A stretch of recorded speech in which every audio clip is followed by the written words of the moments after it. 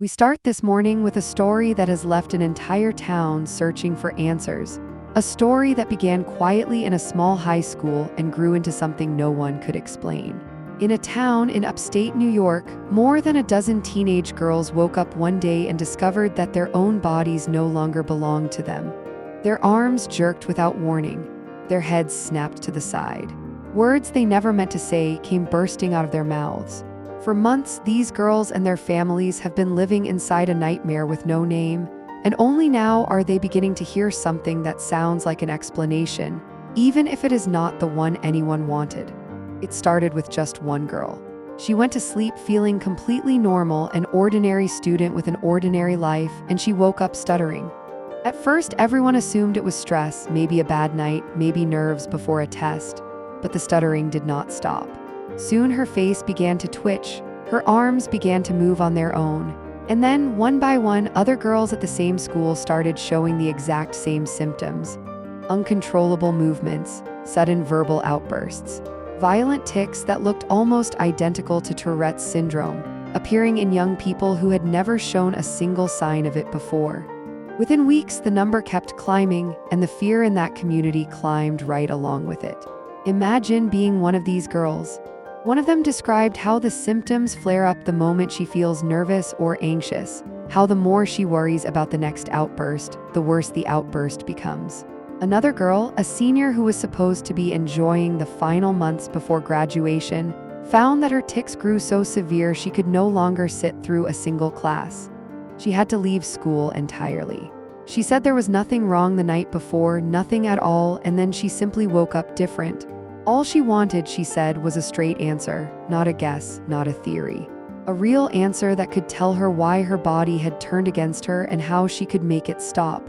But answers were exactly what nobody could give, and that is what makes stories like this so haunting. When one person falls ill, doctors can run tests, isolate a cause, and treat it.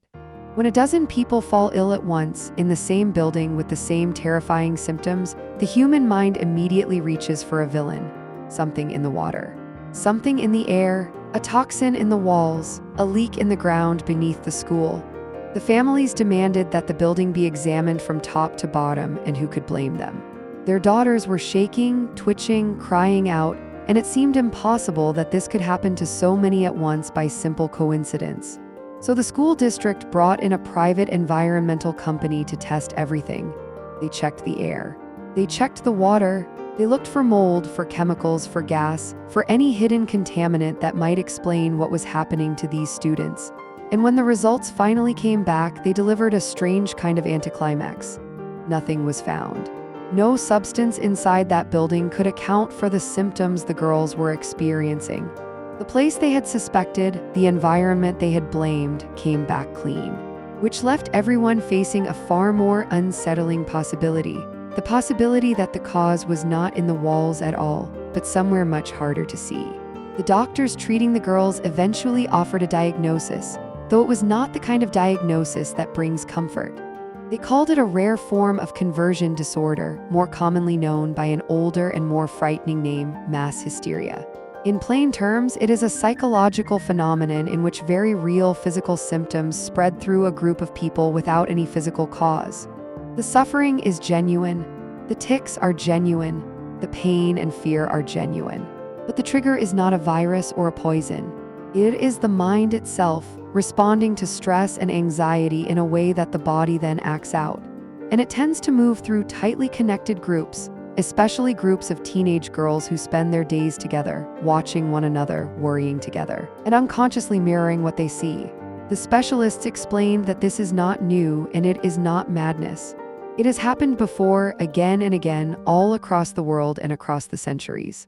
There are records of it stretching back hundreds of years, whole villages caught in fits of uncontrollable dancing, classrooms of children fainting at the same moment, factory workers overcome by phantom smells and phantom illnesses that no inspection could ever confirm. Physicians find these cases fascinating precisely because they defy everything we expect medicine to do. There is nothing to cut out, nothing to disinfect, nothing to prescribe in the usual sense. And yet the message the doctors kept repeating carried a strange note of hope.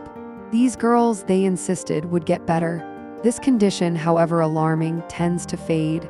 The symptoms that arrived so suddenly can also, in time, fade away. But hope from a doctor is not the same as peace for a parent. And this is where the story becomes almost unbearably human. The father of one of the girls spoke plainly about what it feels like to be told that your daughter's terrifying illness is, in essence, a product of stress. He could not accept it. He refused to believe that all of these children had simply fallen ill by coincidence, that anxiety alone could steal his daughter's ability to speak and move like herself. For a parent, the diagnosis of mass hysteria can feel like a dismissal, as if someone is saying it is all in their heads, even when everyone insists the symptoms are completely real. He described the heartbreak of watching his child and wondering whether she would ever get to live a normal life again, whether she would grow up, go to college, build a future, or whether these outbursts would follow her forever.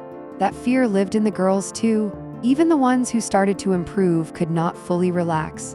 One of them, after weeks of treatment, showed no visible symptoms at all when reporters spoke with her. She looked in that moment like any other teenager. But she admitted that she was always waiting, always bracing for the next episode, never quite trusting the calm. She said what she wanted more than anything was simply to understand it, because if she could understand why it was happening, maybe she could finally fix it, and maybe she could make it stop for good. That is the cruelest part of a condition like this.